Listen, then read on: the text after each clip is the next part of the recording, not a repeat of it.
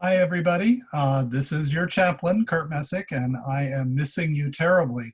It's been several months since we have had a Bible study or a church service in person, and I'm very pleased to be able to come and be with you in this virtual setting.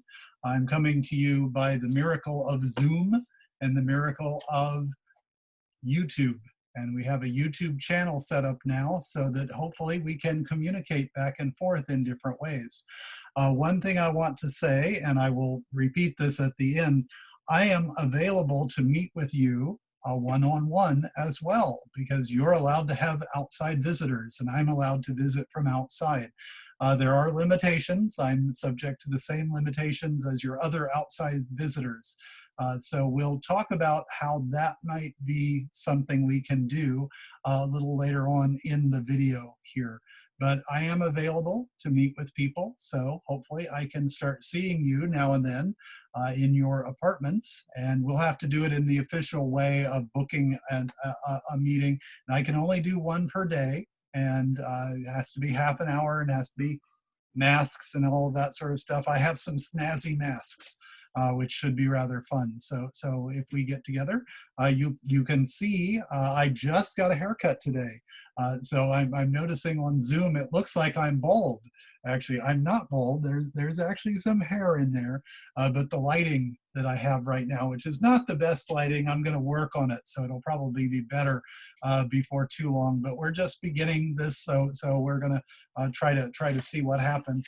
I have a book that I'm going to be reading from here, and I need the light that's down here, which is why it's sort of shining up. If I sort of turn off that, you can see I'm a little bit more normal. You can see there's actually some hair on the top of my head that's there. But I'm another thing, you might not recognize me because I've actually lost over 40 pounds.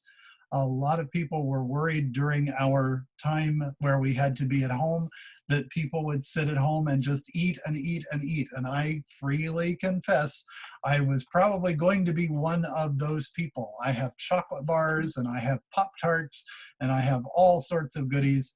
And what I did somehow way back in the beginning of the year, I'd ordered a rowing machine as part of my New Year's resolution. So this was way back in January before we knew anything like this was going to happen. So I got the rowing machine, and when I got back from England in March, and I'll probably do a Zoom thing for you talking about the different things that I did when I was in England for our Bible study. I have some wonderful pictures of that as well. So come back again and we'll do that. I'll try and let Melissa know so she can let you know when I'm going to do an actual sort of Zoom for my travels and for churches there. But when I got back, I looked at the rowing machine and I said, I have time to start doing that. I really need to start doing that now. And I have a friend in Michigan. His name is Chad, and he's a lot younger than I am. I'm going to be 55 this year, so I'll be the speed limit. But he's about 30 years old, and for the last 5 years, he's been doing sort of bodybuilding and personal training, but he mostly works with people who are about my age, and he mostly works with housewives. So he's not looking for the next Arnold Schwarzenegger, which is good because I'm not going to be the next Arnold Schwarzenegger either. But one of the things that I talked to him about is I want to lose weight, or at least make sure I don't gain any more weight. So we talked about what food I eat. I talked about the rowing machine. I talked about some other things I've done in the past. And we got together a plan for eating and a plan for exercising, and I started losing weight, and we thought I might lose a couple of pounds a month, and it turned out I lost 10 pounds a month for 4 months in a row. It's sort of slowing down now because there's only so much I can lose before I don't have anything left to lose. But I'm now at 175 pounds, whereas in March I was at 215 pounds. So if you see me, I'll only be part of who I used to be. And I didn't lose all the weight just by getting a haircut. But I hope to be able to see you sometime soon. And I hope that you will enjoy these Bible studies and these church services. As you can see, I sort of feel like I'm at Beltrace in some ways while I'm doing this. And I really wish I had a picture of our upstairs third floor TV lounge, which is where we usually have our Bible study. I don't think I've ever taken a picture of that room, but just envision yourself as being part of that. Of course, if you're watching this, you're either watching it at home, and if you are, feel free to share the video links with anyone. That's just fine. Or you might be watching it in the chapel, so you're seeing the chapel in front of you while you're sitting in the chairs. So that's really something. We were going through different stories in the Bible when we sort of shut off everything happening back at the beginning of March. So I thought, since this is the beginning, we're just going to start at the beginning again, and we're going to talk about the stories, the origin stories in the book of Genesis. Now, one of the things that happens, because I am 54 going on 55, I have to wear reading glasses now and then. So I will sort of take these off and on because they're not bifocals, and I don't need glasses for normal vision when I'm chatting to you here, but I do need them for reading. So we're going to start with the book of Genesis. I will go through some of the stories that are in the book of Genesis over the next few weeks. So we'll look at the stories of Abraham, we'll look at the stories of Cain and Abel, we'll look at the stories of Noah, we'll look at some of the stories of Abraham's children, Isaac, Jacob, and into the many sons of Jacob, and into the Joseph story. And that'll get us up to Egypt. One of the things I'm also going to try to do is I'm going to try to put up some artwork and some pictures in the middle of this. So every now and then I'm going to stop and share my screen. So I'm going to test that out right now. So let's see what that looks like here.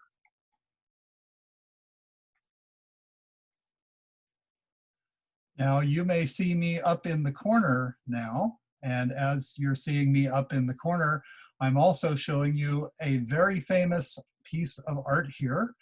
This is in the Sistine Chapel, which is in the Vatican in Rome, in Italy. It was done by Michelangelo, and it depicts one of the parts of creation. The story depicted on the ceiling of the Sistine Chapel is an artistic rendering from the creation to the story of Noah. So every now and then I may bring up something like this to share with you as we're looking at the different stories that I'm reading about. But I wanted to test this out to see if this works for us. I won't always use the Sistine Chapel. There are lots and lots and lots of paintings and sculptures and other kinds of artwork and photographs that we can use. But I thought, rather than just sort of watching me on the screen, putting my glasses on and off while I'm reading, I may occasionally put up some artwork like this. One of the things that makes this piece of art interesting is that God and Adam are very similar in form. We have the statement in the Bible that God made us in God's own image. And what we're seeing here is sort of almost the reverse, that Michelangelo is depicting God in humanity's image. And some people have thought that God might look a little bit like Michelangelo himself that's there. There has been some controversial aspects to this, because there is a prohibition against graven images or depicting the divinity in biblical texts. And at some points in our history, in the history of Judaism and Christianity and Islam, this kind of artwork would have been forbidden. This kind of artwork would have been a no-no. So it is interesting how we have this. And we have sort of humanity and God reaching out towards each other. There's much more of an intention here from the reaching out from God. We can see that sort of that reaching out, that grasping seems to be much stronger than the reaching out that's almost a little bit enfeebled from Adam that we have here. But I wanted to share this with you, and also to share to see if my screen share works for you. So I think that's an important thing. But we're going to, as I said, start at the beginning.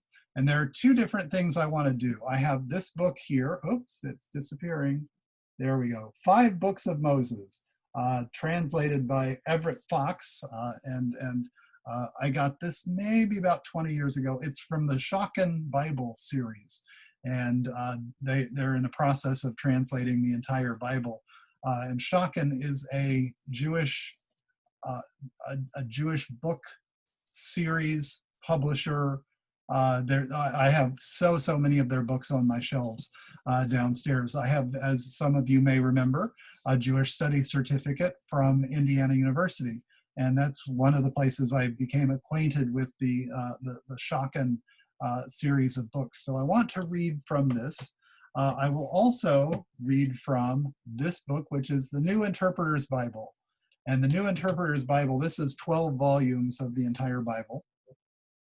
And this has two translations in it. It has the New International Version and the New Revised Standard Version of the Bible. There are many English translations of the Bible. And at some point, what we'll do is we'll talk about why there are so many that there are. But all Bibles in the Jewish tradition and the Christian tradition, with only one rather weird exception, have the book of Genesis as the start of it all. And of course, Genesis means beginning. One of the things about this series here, the New Interpreter's Bible, and I don't know why it keeps disappearing on us. There we go. Yeah, I have to put it right in front of me. We're learning. It's a learning curve here. Notice how thick the book is. Up again, right in front of me. This not only has the biblical text, but it has lots of essays and other things to expound upon the text. It has side margins and sort of definition boxes and other kinds of things. But one of the introductory pieces to this is by a guy named Daniel Harrington, and it has S.J. after his name, which means he's a Jesuit. And it's called The Introduction to the Canon. And we're not talking about sort of cannons that you sort of see at the circus where they shoot off the clown in the distance. We're talking about a canon, a listing of scriptural works. And it says, in Christian theology, the canon of scripture refers to the list of sacred books that serves as the norm for Christian faith and life. The word canon derives from the Greek kanon, which is similar to the Hebrew word kene.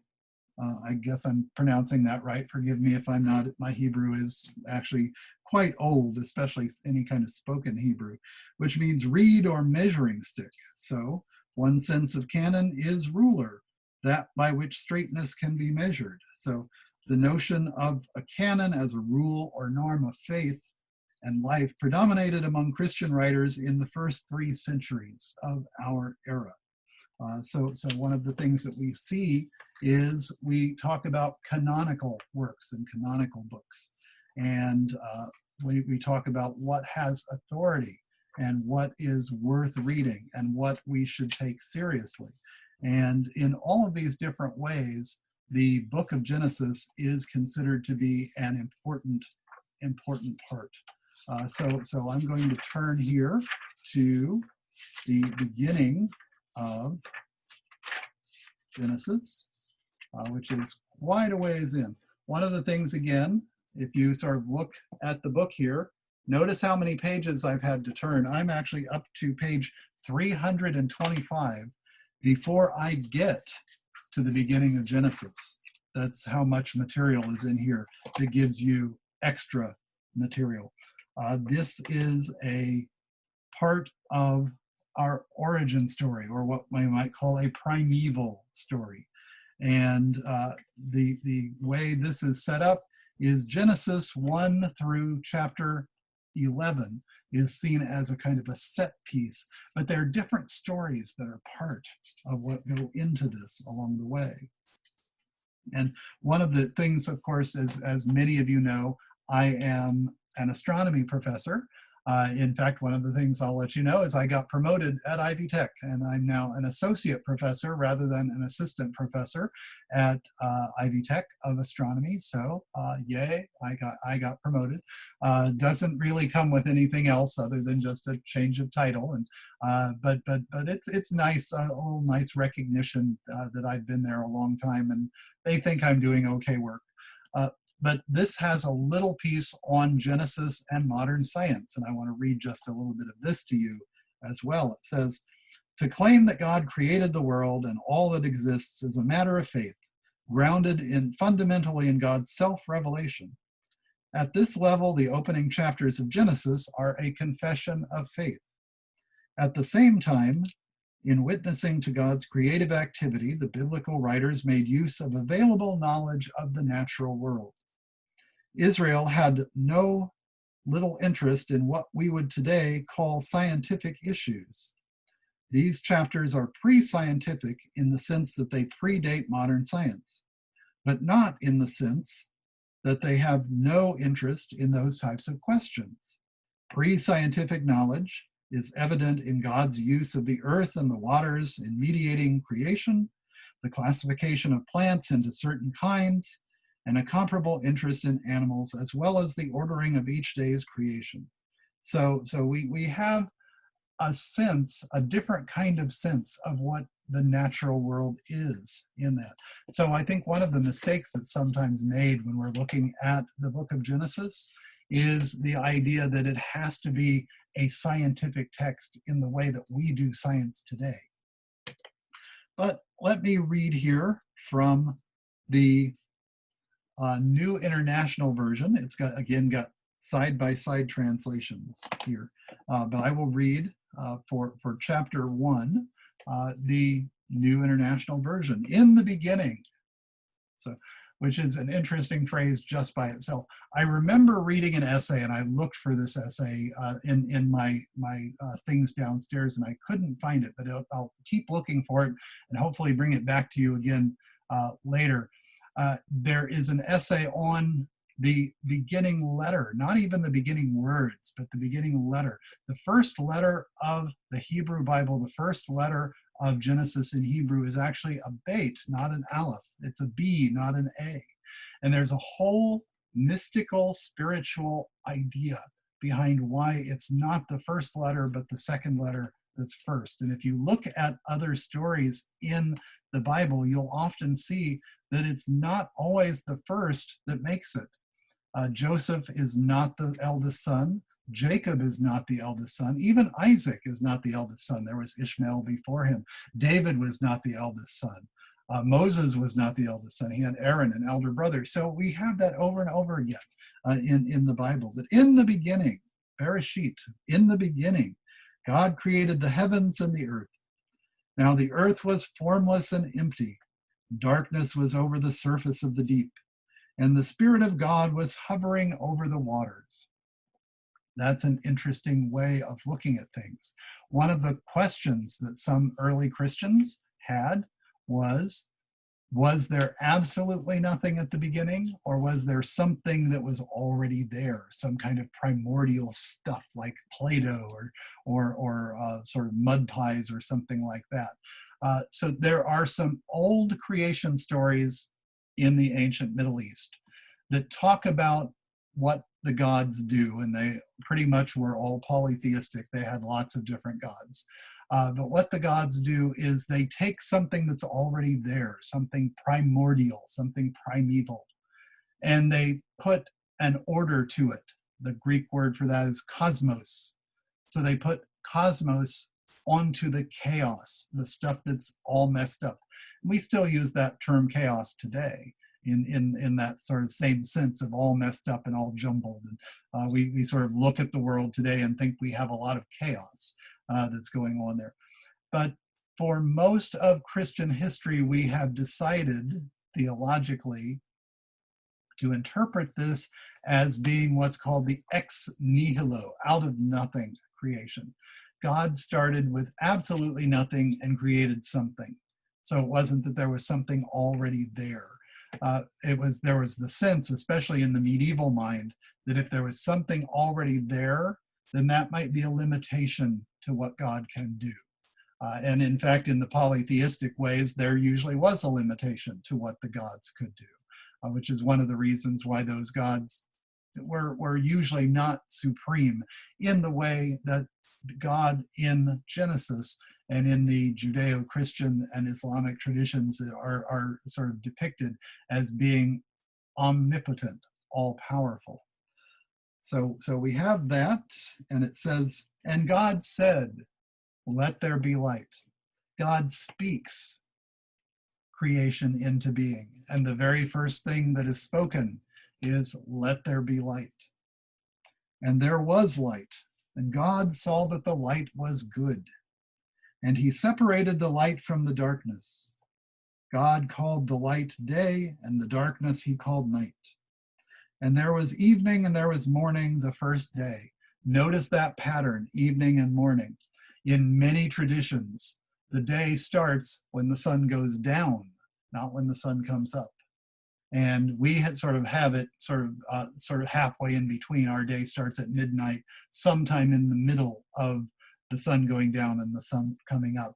But in many, many older cultures, especially the Jewish culture, the Israelite culture that we're talking about here, the day would begin the evening beforehand. So the Sabbath day, for example, that many observe will be starting on Friday night and going until Saturday night. Herman Wouk, who wrote The Winds of War and the Cain Mutiny and many other things, a Jewish playwright and writer, often missed the opening nights of the plays he wrote because opening night was usually a Friday night. So he could go to the second night, but he couldn't go to the first night because that would be work and that was not allowed.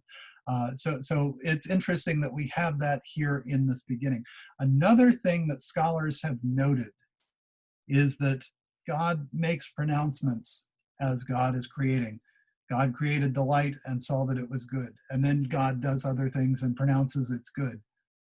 The separation of the light and darkness, one scholar noted, is not pronounced good. The separation is not pronounced good. It's necessary. You have light and you have darkness and they're defined against each other, but it's not pronounced good. I've always considered that to be an important thing to note there.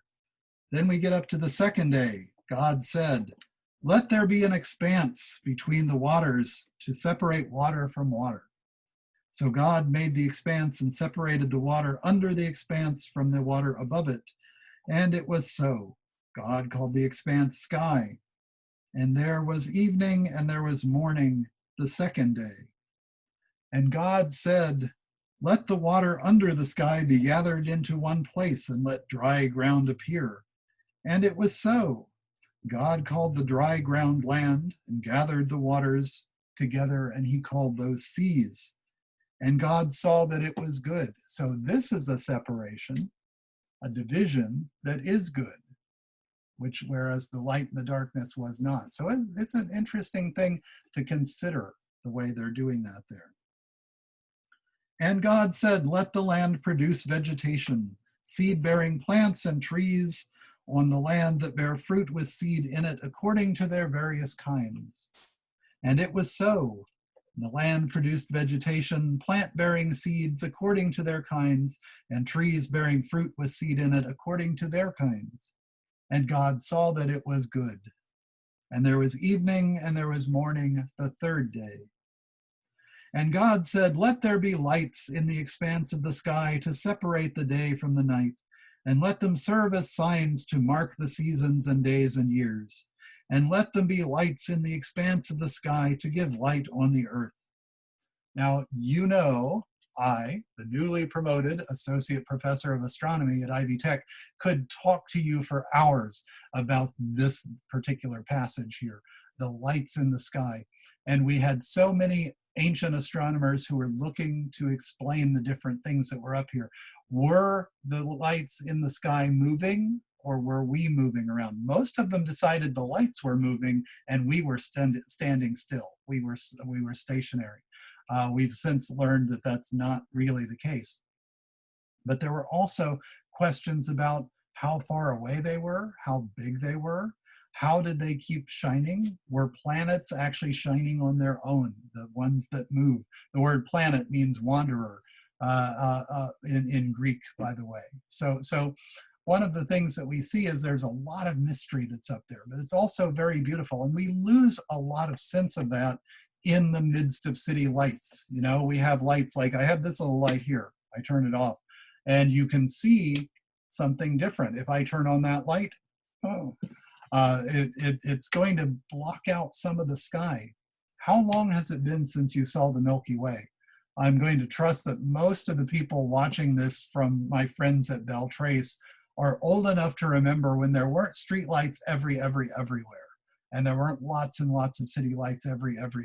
Remember back when you could look up at the sky and see the Milky Way and see large expanses of stars? That was the norm in human history for a very long time. We seem to be losing that in our modern world. God made two great lights, the greater light to govern the day and the lesser light to govern the night. He also made the stars. God set them in the expanse of the sky to give light on the earth, to govern the day and the night, and to separate light from darkness. And God saw that it was good. And there was evening and there was morning the fourth day. So it's sort of interesting the way this is. When in the first day God said, let there be light, we sort of think, okay, the sun is created. But here we see it didn't seem to come until the fourth day. So what was this light that was there before? That's always been one of those mysteries to me that I'd love to know. And God said, let the water teem with living creatures. Let the birds fly above the earth across the expanse of the sky. So God created great creatures of the sea and every living and moving thing with which the water teems, according to their kinds, and every winged bird according to its kind. And God saw that it was good. God blessed them and said, be fruitful and increase in number, and fill the waters of the seas, and let the birds increase on earth. And there was evening and there was morning the fifth day. And God said, let the land produce living creatures according to their kinds, livestock, creatures that move along the ground, and wild animals, each according to its kind. And it was so. God made the wild animals according to their kinds, and the livestock according to their kinds, and all the creatures that move along the ground according to their kinds. And God saw that it was good. Then God said, let us make man in our own image, in our own likeness. So there we can go back again to our image of Michelangelo and the Sistine Chapel. This is where the inspiration for Michelangelo comes. This phrase here, let us make man in our own image. So there's that. Let them rule over the fish of the sea and the birds of the air, over livestock, over all the earth, and over all the creatures that move along the ground. And here is a verse that's often overlooked. Verse 27. So God created man in his own image. In the image of God, he created him. Male and female, he created them. So it wasn't just Adam who was in the image of God. Adam and Eve were in the image of God. God blessed them and said to them, be fruitful and increase in number, fill the earth and subdue it, rule over the fish of the sea and the birds of the air, and over every living creature that moves on the earth. Then God said, I give you every seed-bearing plant on the face of the whole earth, and every tree that has fruit with seed in it, and they will be yours for food. And all the beasts of the earth, and all the birds of the air, and all the creatures that move on the ground, every living thing that has the breath of life in it, I give every green plant for food. And it was so. Now, there are some scholars who believe that this state of paradise, this state of innocence, what we might call the Edenic, as in being in the Garden of Eden state. We haven't had that yet, but we know it's coming because we've read the story before. At this point, people and animals were all vegetarians. The idea of being carnivores didn't come until later, and that might not have come until the time of Noah. It says, God saw, verse 31, the last one in chapter 1, God saw that all that he had made, and it was very good. And there was evening and there was morning, the sixth day. Thus the heavens and the earth were completed in all their vast array. This is starting chapter 2. By the seventh day, God had finished the work he had been doing, and on the seventh day he rested from all of his work. And God blessed the seventh day and made it holy, because on it he rested from all the work of creating that he had done. This is one of the 10 Commandments, of course. This is also one of the more spectacularly unique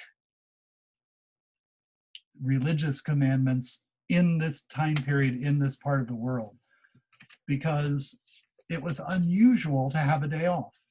It was unusual to not have people working every single day.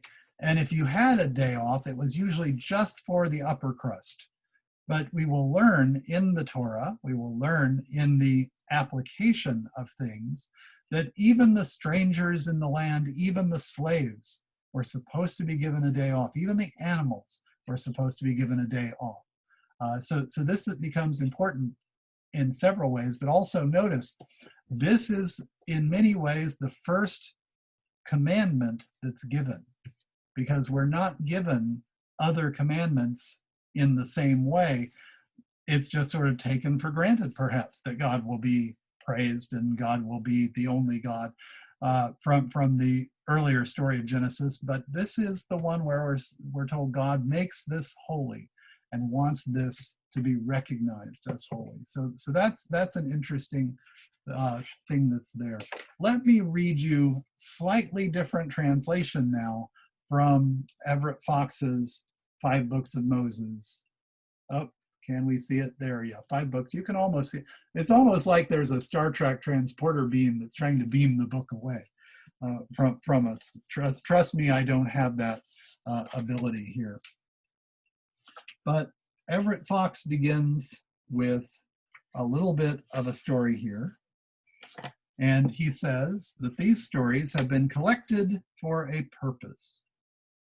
They represent the history traced from the creation of the world in a direct line down to Abraham, father of the people of Israel. Through the use of the leading word toledot, begettings, we are meant to view him as the logical endpoint to God's preliminary plan in history. So, of course, we have to create the world and create a human being, and then we go from there. Also, these stories in Genesis present the nature of God as God will appear throughout the Hebrew Bible. And he is seen as a creator who is beyond fate, beyond nature, beyond sexuality, an all-powerful orderer and giver of meaning in history, a bestower of blessing to living creatures, a giver of choice to human beings, a just punisher of evil, and yet a merciful ruler, a maker of covenants. And of course, we're concerned with the origins of the world. And so he begins, says, at the beginning of God's creating of the heavens and the earth, when the earth was wild and waste, darkness was over the face of the ocean, rushing spirit of God hovering over the face of the waters. God said, let there be light, and there was light. God saw the light, that it was good. God separated the light from the darkness. God called the light day, and he called the darkness night. There was setting and there was dawning one day. I love the idea that they have here, where in the more traditional translation, over here in the New International Version, we have the earth was void and without form. Everett Fox says, but when the earth was wild and waste, it's sort of a wonderful image that's there, because that's got that chaos idea that I'd mentioned before.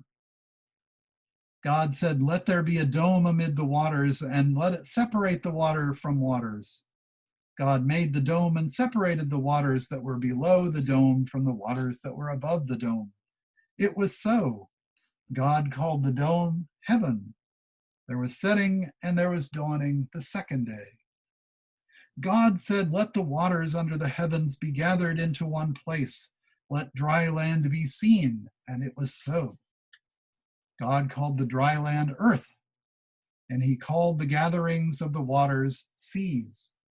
God saw that it was good. So we see this kind of translation in Everett Fox's work along the way. I'm going to skip down to the creation of human beings now in his translation, which begins at when we're in the sixth day, of course. God said, let the earth bring forth living beings after their kind, herd animals, crawling things, and wildlife of the earth after their kind. And it was so. God made the wildlife of the earth after their kind, and the herd animals after their kind, and all the crawling things of the soil after their kind. God saw that it was good. God said, let us make humankind in our image, according to our likeness.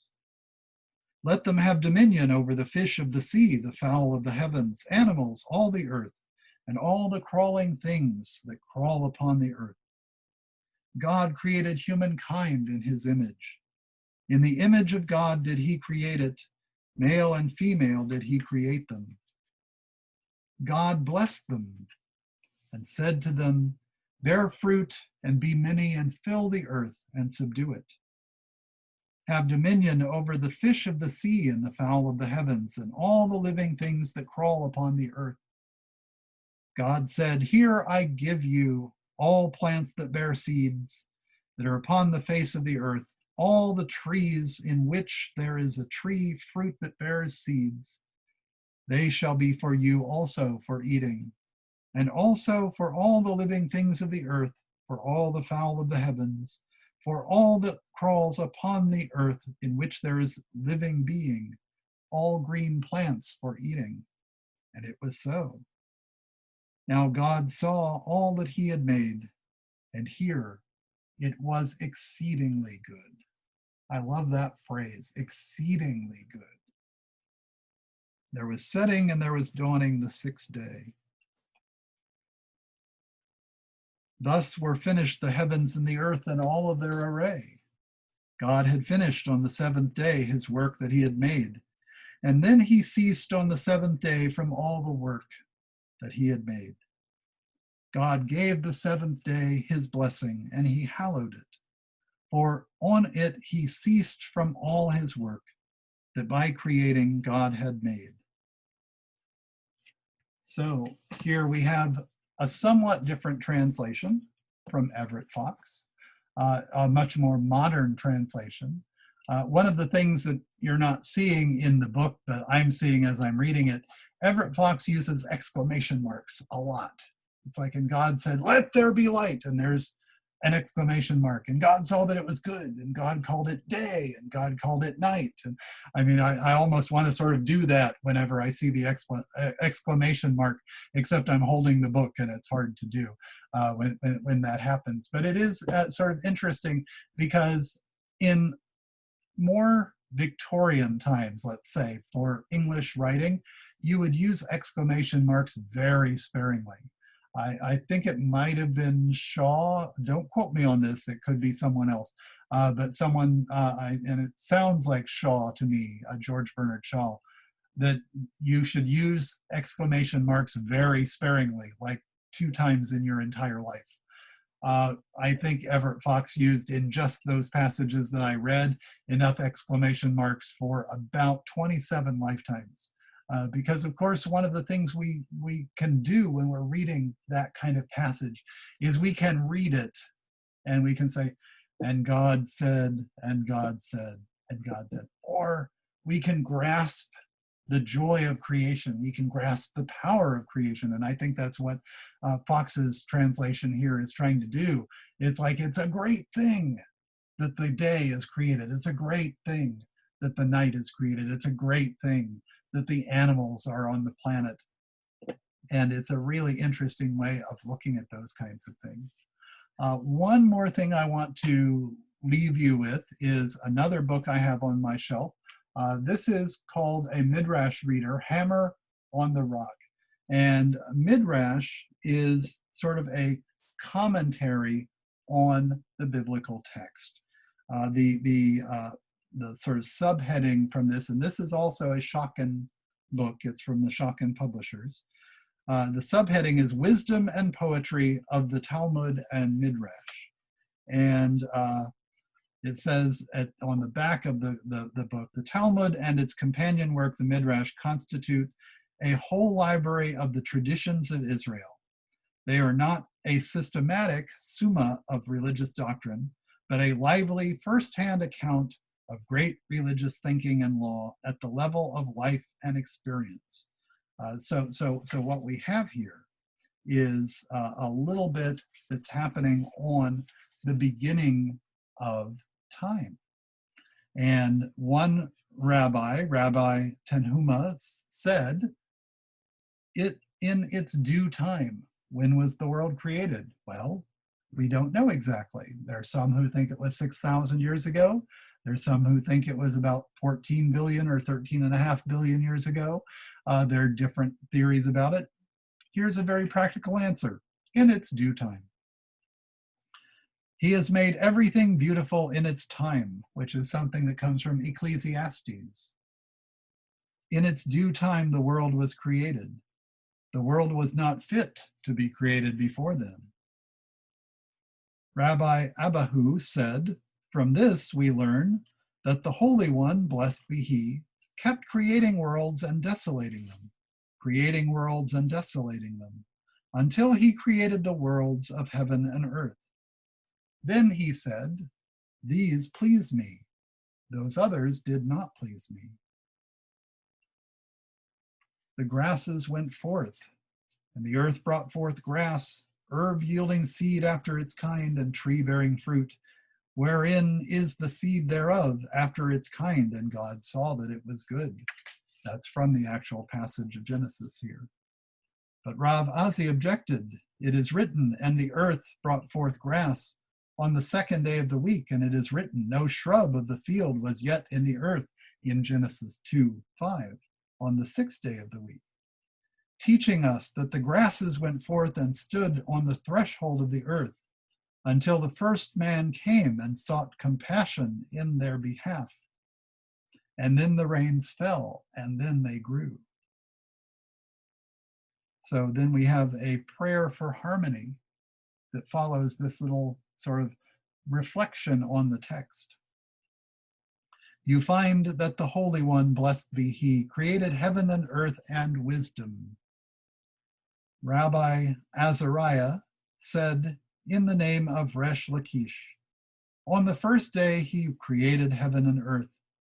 5 days were left. One day he created something on high and something below the next.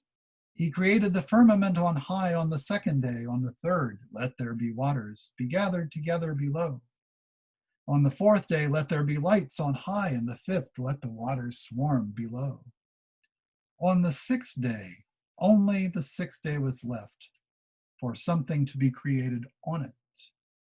The Holy One, blessed be he, said, 'If I create something on high, the earth will be angry. If I create something below, heaven will be angry.' What was it that the Holy One, blessed be he, did? He created humans from that which is below, and the soul from that which is on high. Say, the Lord by wisdom founded the earth." And that comes from Proverbs 3:19. So one of the things that you see in a midrashic idea is you pull biblical texts from other places to inform what's happening that's going on in the text that you're reading. And you can have interesting ideas that come about. So one of the things that we will talk about next time, as I'm watching the clock up here tick away, is we'll talk about what's sometimes called the second creation story. Because notice we had human beings created and we had sort of the nice, orderly, the cosmos way of creating things. Where's the Garden of Eden? Where's Adam and Eve? Where's the serpent? Where's the fruit? Where's all of this stuff that we're used to in the creation story? Well, stay tuned. They're in chapter 2. So we're leaving you on a cliffhanger. Where are they? Come back and find out. Thank you once again for joining me for this first Bible study. One of the things I hope to do is to incorporate more of the pictures that we see. One of the things that I have to do now is I have to review this tape and see whether the pictures showed up. So if it did, then good for us, and we'll have more of those that's coming up. I will be making a video for you for tomorrow, for Sunday, for our first virtual Sunday service. And I have a video clip from our violinist Sharon, who's going to provide some music for us as well. So I hope that you'll join us for that too. And as a reminder, I can come and visit you.